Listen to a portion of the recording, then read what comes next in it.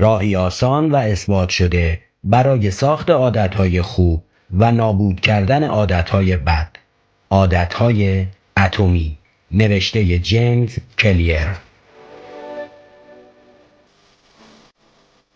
کتاب عادتهای اتمی یک چارچوب علمی و اثبات شده رو برای ایجاد عادتهای خوب و حذف موارد بد فراهم میکنه.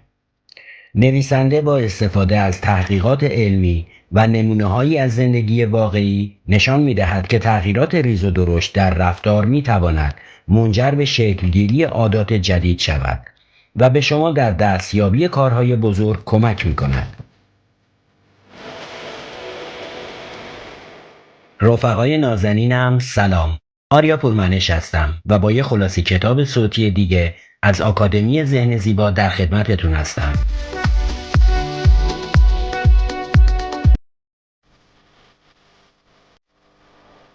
این کتاب برای چه کسانی مفیده؟ کسانی که میخوان عادتهای بهتری ایجاد کنن یا موارد بد رو از بین ببرن. افرادی که عاشق فهمیدن چیزهای تازه هستند، چرا که میتونن به روش دیگه‌ای رفتار کنن. کسانی که میخوان برای رسیدن به مقصد خود امید بیشتری داشته باشن.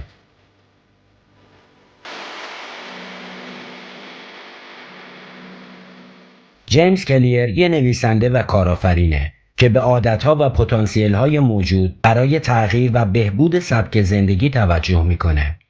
در خبرنامه هفتگی که توسط صدها هزار نفر دریافت شده، مشخص شده که کلیر در مورد علم عادات و رفتار انسان مینویسه.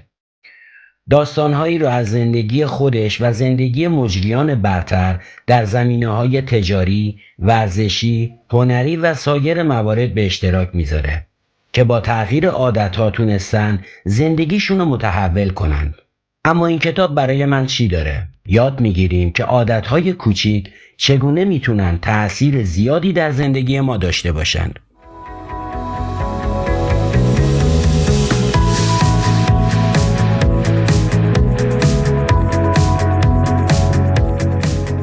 چند عادت در زندگی خودتون دارید؟ شاید برای این که به این سوال پاسخ بدید فقط 1 دقیقه زمان نیاز داشته باشید، زیرا به طور مشخص عادت‌ها رفتارهایی هستند که به طور خودکار یا با اندکی فکر و یا بدون فکر کردن اونا را انجام میدیم. عادت‌ها میتونن از درست کردن قهوه برای صبحانه تا مسواک زدن قبل از خواب باشن. عادت‌های ما به طور دقیق زندگی روزمره ما رو هدایت میکنن. در نتیجه ممکنه شما متوجه نشید که عادت‌ها چقدر قدرتمند هستند. اگر کاری هر روز تکرار بشه، حتی کوچکترین اقدامات از کشیدن سیگار تا پسنداز $1 در روز میتونه نیرو جمع کنه و تأثیر بزرگی داشته باشه. بنابراین درک و پذیرش عادت‌ها راهی عالی برای کنترل زندگی شما و دستیابی به نتایج بیشتره. شما در این خلاصه کتاب یاد میگیرید عادتها چگونه شکل میگیرند و چگونه میتوان از آنها برای تغییر مسیر زندگی استفاده کرد. و همچنین با این موارد آشنا میشید. چرا زندگی مدرن سیمکشی طبیعی مغز ما رو تا حدودی ناخوشایند میکنه؟ چگونه گربه در جعبه پیشرفت علمی در مورد عادتها رو به ما نشون میده؟ چه صابون خوب و جدیدی در یک محله پاکستانی میتونه ساختمان عادات شکل گرفته رو تغییر بده؟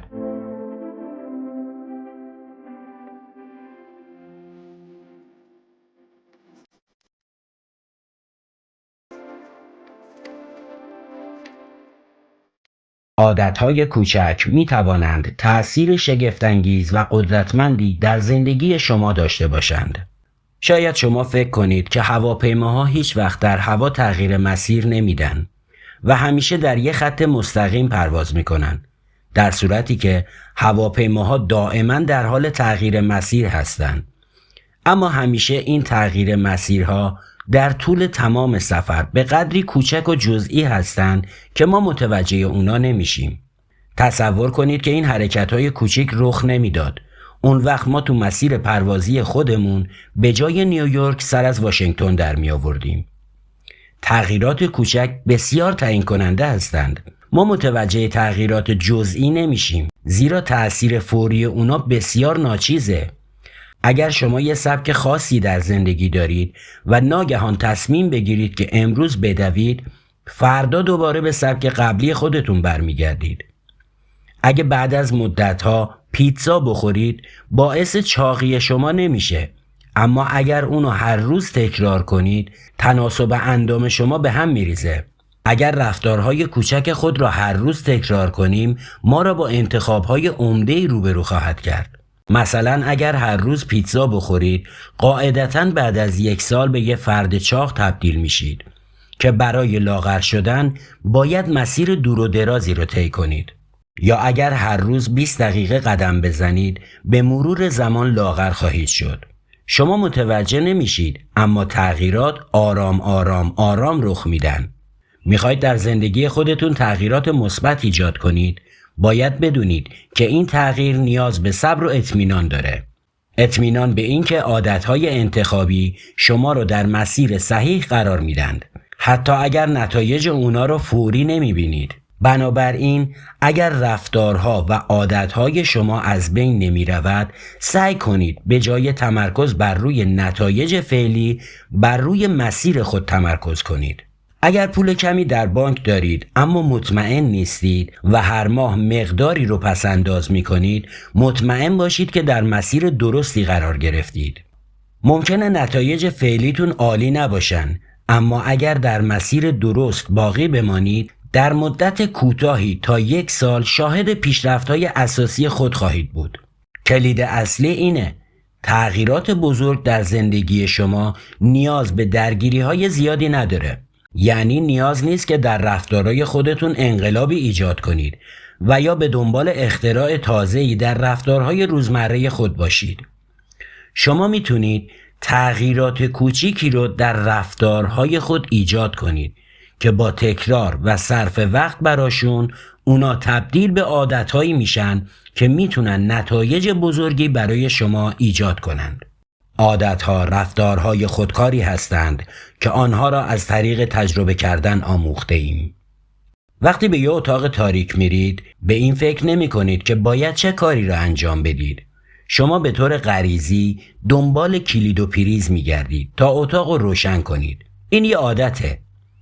رفتارهایی که بارها اونا رو تکرار کردید، اکنون به یک عادت برای شما تبدیل شده که به صورت خودکار اونا رو انجام میدید. بنابراین این سوال پیش میاد که چگونه عادتها شکل میگیرن؟ ساده است. مغز ما میفهمه که چگونه میتونه از طریق فرایند آزمون و خطا به موقعیت‌های جدید پاسخ بده. روانشناس قرن 19 ادوارد تورندایک این مسیر رو با آزمایش گربه‌های در جعبه نشون داد.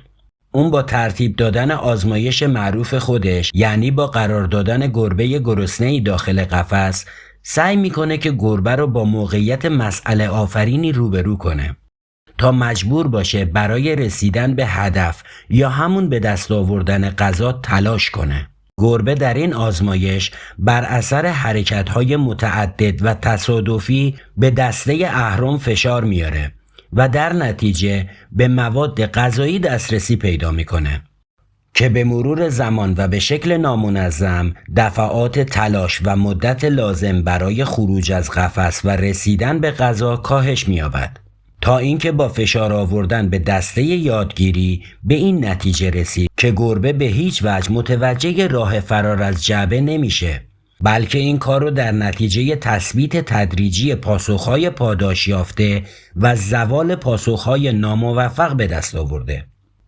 او از این آزمایش به 3 نتیجه رسید. 1. در ابتدای آزمایش گربه کورکورانه و بی هدف رفتار میکنه. 2. پیشرفت گربه در یادگیری به صورت کوشش و خطا انجام میپذیره. 3. گربه به صورت تصادفی با فشار دادن دسته اهرم پاسخ میده. پاداش یعنی مواد غذایی که موجب تکرار رفتار گربه میشه. ما نیز مانند گربه ها در قرن 19 درگیر راه حل های رضایت بخش برای مسائل و مشکلات زندگی خود هستیم و خوشبختانه با این توضیحات در مورد چگونگی عملکرد عادتهای خود اطلاعاتی رو به دست آوردیم. عادتها با یک نشانه یا یک محرک شروع میشن. قدم زدن در یک اتاق تاریک شما رو به سمت این عمل سوق میده که به سمت روشن کردن لامپ حرکت کنید. وقتی که لامپ رو روشن میکنید به آرامش میرسید. یعنی وقتی عادتهای درست ما رو در مسیر درستی قرار میدند، وقتی ما رو به نتیجه میرسونند، احساس رضایت خاطر به ما دست میده. هر عادتی همین روندو داره. اگر هر روز صبح به طور عادی قهوه می نوشید، بیدار شدن نشونه‌ای برای شماست که باعث میشه به خاطر نوشیدن قهوه احساس هوشیاری کنید. پاسخ شما به عادت نوشیدن قهوه اینه که خودتون رو از رخت خواب بیرون بکشید و پاداشی که دریافت میکنید احساس هوشیاری و آماده روبرو شدن با جهانه. البته نباید فراموش کنیم که همه عادتها مناسب همه ما نیست. ما باید یاد بگیریم که مطابق زندگی و شرایط خود عادتهای مناسبی رو برای خود در نظر بگیریم که به سازندگی در ما منجر بشه. ساختن عادتهای جدید به تغییر نشانه‌های خاص و برنامه‌های عملی نیاز دارد. همه ما نشانه‌هایی داریم که باعث عادتهای خاص در ما میشه. به عنوان مثال، صدای آلارم تلفن همراه شما یه نشونه است برای اینکه شما به طرف گوشی خود برید و پیام‌هاتون رو بررسی کنید. به محض اینکه دریافتید برخی از محرک‌ها باعث بروز عادت‌های رفتاری در شما میشن، میتونید از این دانش برای تغییر عادت‌های خودتون استفاده کنید. یه راه حل ساده اینه که محیط خودتون رو تغییر بدید تا به وسیله اون بتونید عادت‌های بهتری رو در خودتون ایجاد کنید. یعنی روش آن ترندایک رو انجام بدید. اون میخواست بدون نیاز به تصمیم گیری آگاهانه عادتهای تغذیه‌ای بیماران خودش رو بهبود ببخشه. او این کار رو با راه اندازی مجدد کافتریای بیمارستان انجام داد و در هر ایستگاه نوشیدنی آب قرار داد و به نوعی اون مردم رو دوباره با آب آشتی داد. در طول 3 ماه فروش سودا 11% کاهش یافت و فروش آب 27% رشد کرد. مردم فقط به این دلیل که نشانه‌های نوشیدن آب به جای سودا برجسته تر بود انتخاب‌های سالمتری داشتند. بنابراین تغییرات ساده در محیط ما میتونن تغییرات بزرگی رو ایجاد کنن. میخواید گیتار تمرین کنید؟ ابزار تمرین گیتار خودتون رو در مرکز اتاق قرار بدید. میخواید میان وعده های سالمتری بخورید اما نمیتونید؟ به جای اینکه سالاد خودتون رو در گوشه ای از میز یا آشپزخونه قرار بدید، اونو روی پیشخوان بذارید. نشانه های خود را تا حد ممکن واضح کنید تا بیشتر به آنها پاسخ دهید. راه حل دوم استفاده از اهداف عملی است. بیشتر ما تمایل داریم که در مورد اهداف خود ابهام داشته باشیم. ما میگیم که میخوایم بهتر غذا بخوریم و به سادگی امیدواریم که دنبال اون باشیم. برای اینکه به این هدف خود برسید، باید یک برنامه عملی داشته باشید. به طور دقیق تر، برای اینکه بتونید عادتی رو در خود ایجاد کنید، باید جزئیات اون رو مورد توجه قرار بدید. مثلا تعیین کنید در چه روزهایی سالاد رو به عنوان شام انتخاب می کنید و چه مواقعی از غذاهای گوشتی برای کاهش وزن خود استفاده می کنید. وقتی برنامه واضح و مشخص برای اهداف خود داشته باشی، در طول مسیر و در انتها با دیدن نتایج آن شگفت زده خواهید شد.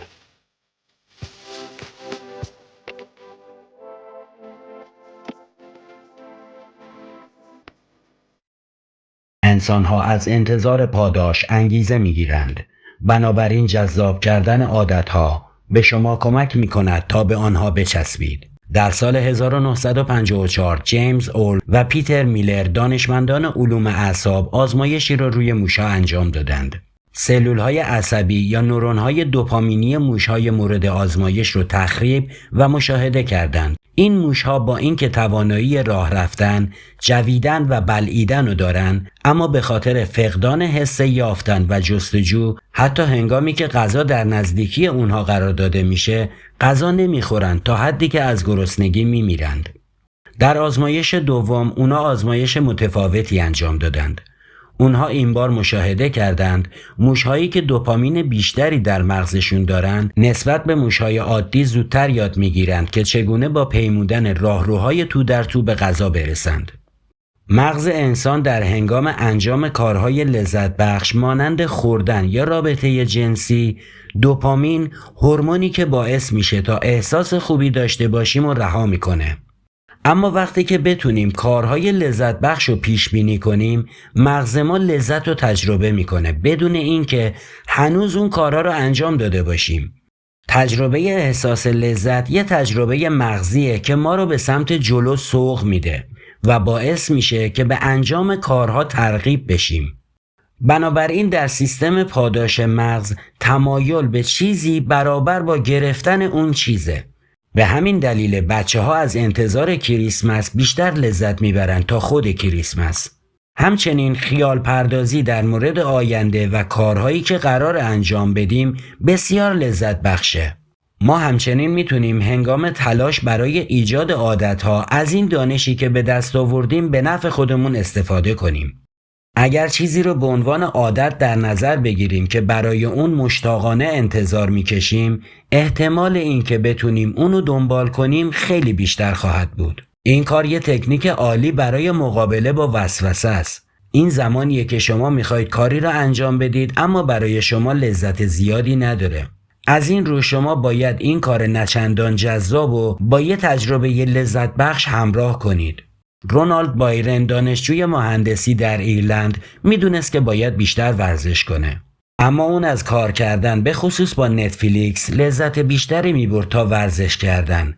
از این رو اون یک دوچرخه ثابت رو انتخاب کرد و با کمک لپتاپش یک کد برای اون نوشت که تنها وقتی که بتونه به یک سرعت مشخصی برسه نتفلیکس برای اون کار کنه. اون این کار رو به چیزی که از اون لذت میبرد پیوند داد.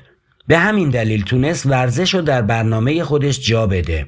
ایجاد انتظار یه پاداش لذت بخش طی کردن مسیر رو هم برای شما جذاب میکنه و منجر به این میشه که به عادت تازه‌ای که خلق کردید پایبند بمونید. اگر میخواهید یک عادت جدید بسازید، آن را امکان پذیر کنید. ما اغلب وقت زیادی رو صرف رفتارهایی میکنیم که آسون هستن.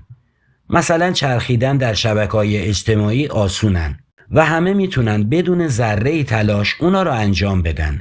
از طرف دیگه انجام یادگیری زبان چینی بسیار سخته، چون باید ساعتها زمان بذارید و به مغز خودتون فشار وارد کنید و تکرار اون تا زمانی که به اون عادت کنید سخت خواهد بود.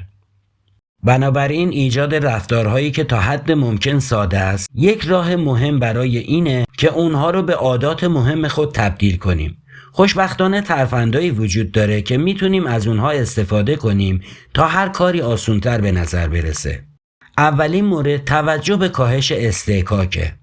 نویسنده از اینکه کارت تبریک بنویسه و اونا رو بفرسته مشکل داشت.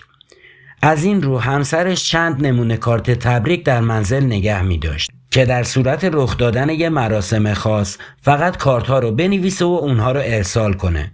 این کار منجر به کاهش استحکاک در نویسنده و همسرش می شد. همچنین میتونید از این روش برای افزایش استحکاک برای عادتهای بد استفاده کنید. اگر میخواهید که زمان کمتری رو در مقابل تلویزیون تلف کنید، میتونید تلویزیون رو از برق جدا کرده و باتری‌های کنترل رو در بیارید. در این صورت فقط وقتی که واقعاً بخواید تلویزیون نگاه کنید، اون رو روشن خواهید کرد. دومین ترفند برای اینکه شما بتونید عادتهای خودتون رو آسون کنید، استفاده از قانون 2 دقیقه‌ایه. در این روش شما برای هر عادتی 2 دقیقه وقت میذارید. مثلا اگر میخواید عادت کنید که هر روز کتاب بخونید، لازم نیست چندین صفحه رو در یک روز به پایان برسونید. میتونید هر روز پس از کار 2 دقیقه از وقت خودتون رو برای مطالعه اختصاص بدید و به مرور زمان اون رو افزایش بدین. این قانون 2 دقیقه‌ای راهی برای ایجاد عادتها به روش دستیابیه و این موارد میتونن شما رو به سمت چیزهای بیشتری سوق بدن. این قانون نشون میده که شروع کار مهمترین قسمت برای پایدار کردن عادتها در درون شما خواهد بود. در قسمت بعد میخوایم یه قانون نهایی و مهم در ایجاد و پایدار کردن عادتها رو با هم یاد بگیریم.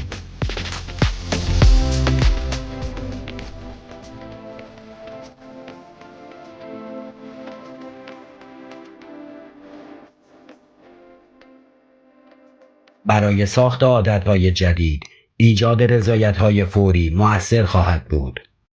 در دهه 1990 استفان لویی، محقق بهداشت عمومی که در کراچی پاکستان کار می‌کرد، به کاهش 52% اسهال در کودکان محلی دست یافت. میزان پنوموئی 48% و میزان عفونت‌های پوستی تا 35% کاهش یافت. اما راز موفقیت لویی در چه چیزی بود؟ صابون خوب. لویی میدونست که شستشوی دست و بهداشت اولیه برای کاهش بیماری ضروریه. مردم محلی هم اینو فهمیدند. لویی فقط دانش خودشو به یک عادت در مردم تبدیل نمی کرد. اون همه چیزو تغییر داد. لویی با محققان دیگه چون پروکتور و گمبل همکاری کرد تا یک صابون پریمیومو به صورت رایگان در بین محله‌های فقیرنشین پخش کنه. شستشوی دست به یک تجربه رضایت بخش تبدیل شد.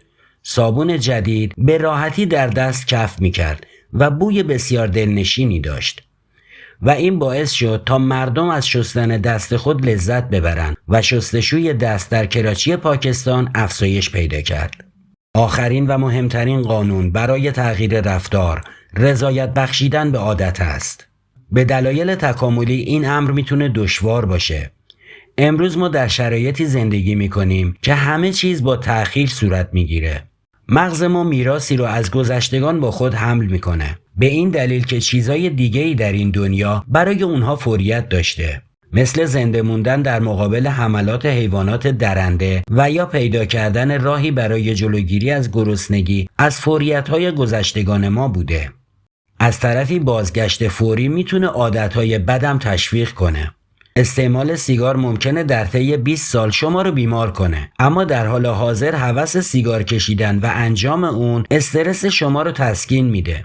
به این معنی که اثرات طولانی مدت اون رو نادیده میگیرید و به کشیدن اون ادامه میدید. بنابراین وقتی سعی میکنید که عادتها رو برای همیشه دنبال کنید، سعی داشته باشید که رضایت فوری اونم در نظر بگیرید. یعنی عادتهایی را دنبال کنید که در لحظه برای شما رضایت فوری به همراه دارند و در آینده منجر به نتایج مثبت میشوند. نویسنده به یک زوج اشاره میکنه که میخوان در سبک رژیم غذایی خودشون تغییر ایجاد کنن و به همین دلیل هر وقت که میخوان مواد غذایی مضر مصرف کنن $50 به یه حساب بانکی میریزن. اونها حساب بانکی خودشونو به نام سفر به اروپا نامگذاری کردن. رضایت کوتاه مدت از این که میتونن $50 رو در حساب بریزن و همچنین مواد غذایی ناسالم رو نخورن، برای اونها یه رضایت فوری با چشماندازی از یک نتیجه شیرین رو در آینده به همراه خود داشت. هر چقدر که عادات خودمون رو لذت بخش کنیم، بازم موانعی هستن که ما رو از اون عادات دور میکنن. به همین دلیل باید راهی پیدا کنیم که به اون هدفهایی که تعیین کردیم پایبند بمونیم، که در قسمت بعد به این مهم میپردازیم.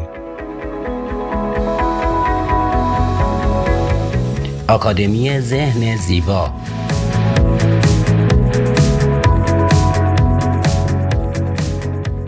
با استفاده از ردیاب‌ها و قراردادها چارچوبی ایجاد کنید تا عادات خود را در مسیر نگه دارید.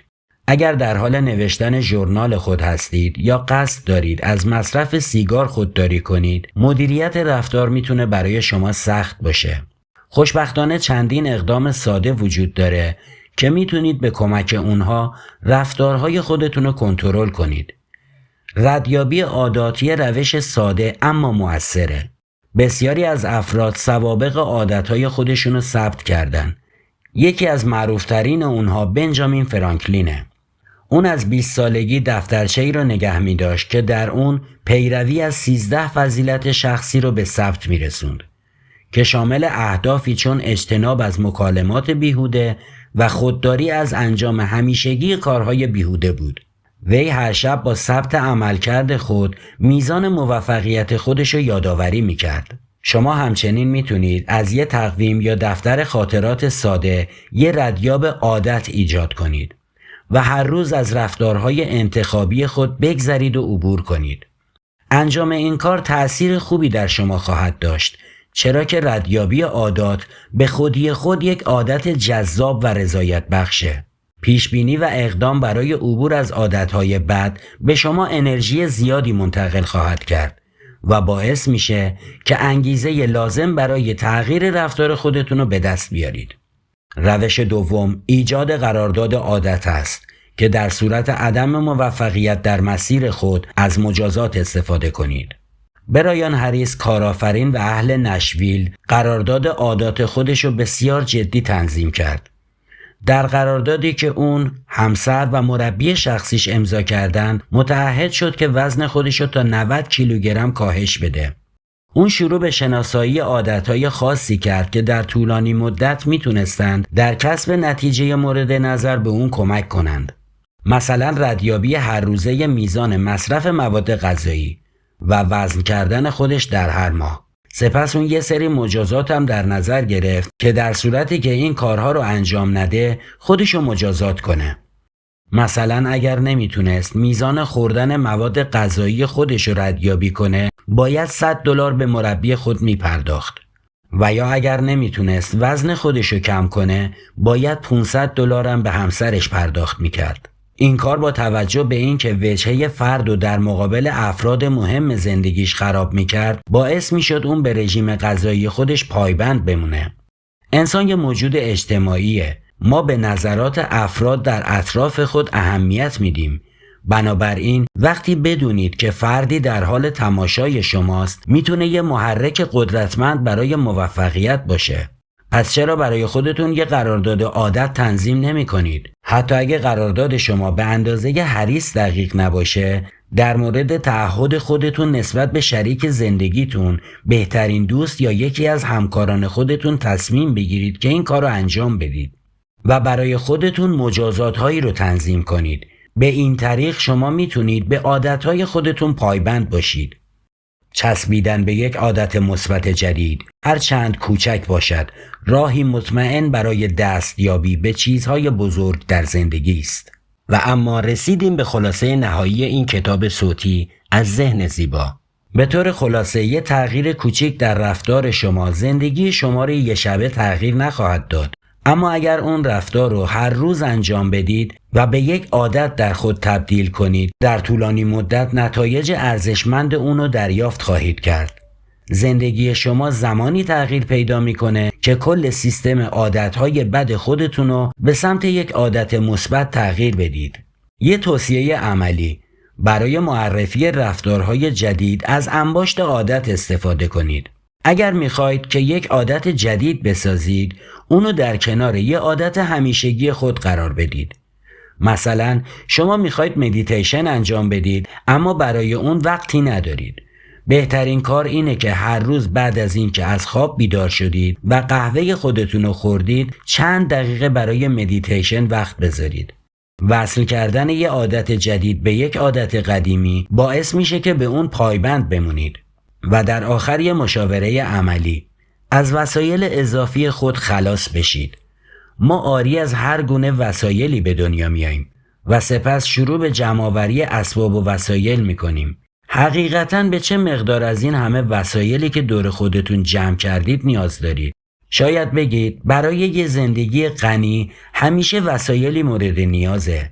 اما باید بدونید که زندگی غنی با ابزار و لباسهایی که از اونا استفاده نمی کنید به وجود نمیاد. پس لطفاً چند کیسه زباله بردارید و شروع به پر کردن اونا کنید. همونطور که وسایل اضافی زندگی خودتون رو دور میریزید، به ذهنتونم رجوع کنید. ذهن ما محل زندگی افکار ماست. پس خوب بررسی کنید و هر گونه فکر اضافی و بی اهمیت رو از مغزتون بیرون کنید تا بتونید جایی برای سکون پیدا کنید.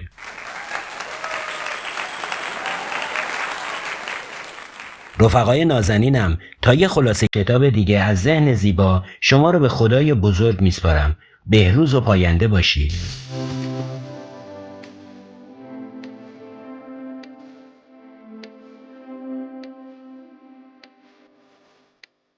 راستی یادتون نره، زندگی زیبا ذهن زیبا میطلبه. آخرین و مهمترین قانون: بغیر حرکت‌های متعدد و تصادفی به اونا روی پیشخوان سود زدم. پس خوب بررسی کنید و هر گونه فکر اضافی و بی اهمیت رو از مغزتان، یعنی روش چی بود؟ یعنی روش